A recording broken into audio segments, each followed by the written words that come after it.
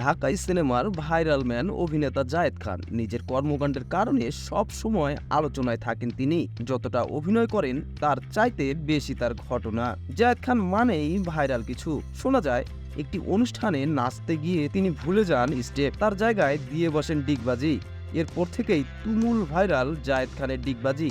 যেখানে যান ডিগবাজি দেন, নয়তো এ প্রসঙ্গে কথা বলেন। এখন তার সিগনেচার স্টাইলই হলো ডিগবাজি। এবার সেই ডিগবাজি নিয়ে অভিনব এক প্রতিযোগিতার আয়োজন করেছেন জায়েদ খানের গ্রামের বাড়ি পিরোজপুরের বাসিন্দারা। ডিগবাজি নিয়ে প্রতিযোগিতার আয়োজন করেছেন তারা। প্রতিযোগিতায় অংশ নেন অনেকেই। বিজয়ী একজনকে মুঠোফোনও পুরস্কার দেওয়া হয়। সেই প্রতিযোগিতার ভিডিও ভাইরাল হয় সামাজিক যোগাযোগ মাধ্যমে, যা নিজের ফেসবুক অ্যাকাউন্টেও শেয়ার করেছেন অভিনেতা। ক্যাপশনে লিখেছেন, আমার পিরোজপুর।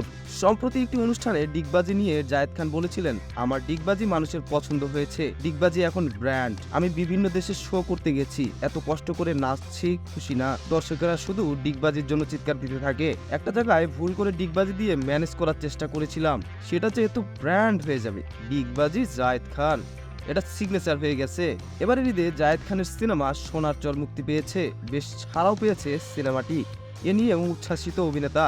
সিনেমাটিতে আরও অভিনয় করেছেন ওমর সানি, মৌসুমী, স্নিগ্ধা, শহীদুজ্জামান সেলিম, শবনম পারভীন সহ অনেকে।